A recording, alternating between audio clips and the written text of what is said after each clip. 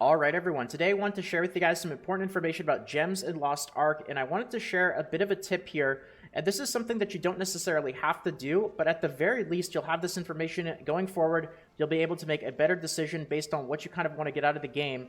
And the tip is you really might want to hold off on actually fusing your gems to a higher level. And this is something that I see a lot of streamers just immediately do. In fact, a lot of people actually have their auto fuse set up so that it does it automatically. But the reason why I say you might want to actually hold off on fusing your gems to a higher level is because if you actually sell your gems at the lower level, it's going to end up giving you more gold overall. Now, there are some drawbacks to this, which is why I say this isn't something that you necessarily have to do, but I'm going to give a bit more information here and kind of open up the different paths that you can take to actually doing this. Because if we take a look at the market, you'll actually see here that if you look at the price of gems, you'll see that tier 1 gems have been between 10 to 15 or so gold each. And then if you actually end up getting to tier 2 and tier 3 gems, let's look at the tier 3 one here, because this is a pretty common gem that I see a lot of people sell. And if you end up selling a tier 3 gem, or I guess a level 3 gem, I keep mixing up tier and level, a level 3 gem, it's going to be about 30 gold. So that's about 3 times more gold to sell a level 3 gem compared to a level 1 gem. But the thing is, in order to actually fuse your gems and level them up, it's going to take a 3-to-1 ratio to get to the next level.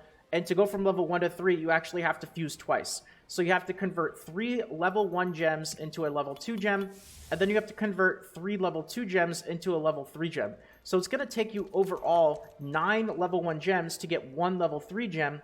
And if you sell the level 1 gems on their own, it's going to make you approximately, 90-ish gold, instead of selling the fused level 3 gem for about 30 gold. So you're actually giving up about 2/3 of your gold. And you might be like, wait a second, why would you ever fuse your gems then? Well, like I said, this is something that you don't necessarily have to do because there are going to be drawbacks to selling your gems one at a time. And I want to tell you guys a couple of workarounds to these drawbacks that actually make it a bit more lucrative to actually possibly hold on to your gems at a lower level. Now, the major drawback, of course, is when it comes to selling stuff on the auction house and the market, we have a very limited number of slots that we can actually use. There's a limit of 10 things that you can sell on the auction house, and there's a limit, it's a separate limit, of 10 things that you can sell on the market. The thing is, this is per character. Really important. This is not per account, this is per character. So if you have any alt characters, every single one of your alts actually has the ability to also sell 10 items on the auction house and 10 items on the market. And this is going to be really important because all of my alts right here, and I'll hop over to an alt character in a bit so you guys can see, I'm utilizing all of my slots to sell stuff on the market and the auction house on all of my slots. A lot of them are for gems, but in some cases I'll actually use those slots to sell other stuff as well. But there's also a very important part about gems that make it very lucrative to actually just move them over to an alt and sell them, and that is that when it comes to gear, you have to be very careful with gear, moving it between certain characters, because there's only actually a certain number of times that you can end up trading it. So if you take a look at gear, you'll see that Baby traded 2 times. This includes actually like mailing it to an alt. And on top of that, some gear actually uses Phaons. So like this is something that you can't really move around between alts very easily. But the thing is, with gems, it doesn't have any restrictions. There's no maximum number of times that you can trade. There's no Phaons. You can move these freely back and forth between your main character and any of your alt characters as much as you want, simply using the remote storage, or any storage really, just using your roster storage. You can just put your gems here and kind of move them around between your characters as much as you want. There's no penalty, there's no drawback. The only other really big drawback to this is, of course, your time. Because obviously selling one level 1 gem at a time on all your alts, I kind of have just like fit it into my daily routine. So I'll just kind of pack up my storage full of like level 1 and level 2 gems, and I'll just put them on my alts at a price that I'm fairly confident they're going to sell. I've never really had them come back to me. It seems like there's always somebody out there who goes and buys out a bunch of level 1 gems for some reason. So they always sell, even for like, 13, 14 gold is what I've been selling them for.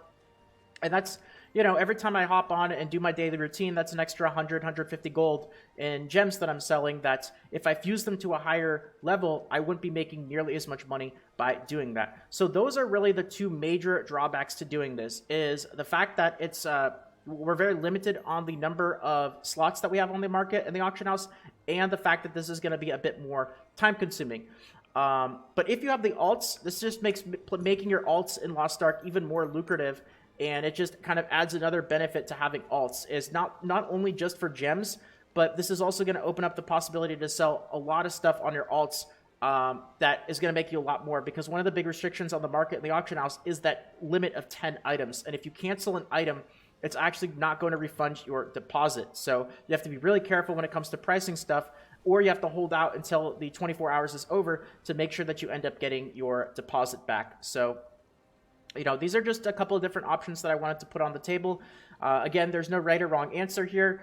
There's a convenience fee that you pay, though, when it comes to fusing your gems. So at the very least, now that you guys know this info, you can make a bit more of an informed decision, and I'm going to end up leaving it here. So thank you guys for watching. I hope that this video helped out. I hope that you enjoyed. And if you did enjoy and it helped out, consider leaving a quick like, consider subscribing to the channel, and feel free to check out the Twitch stream, twitch.tv/salt, where I'll be streaming Lost Ark as well as other games. Thanks again, everyone. Have a good one, and until next time.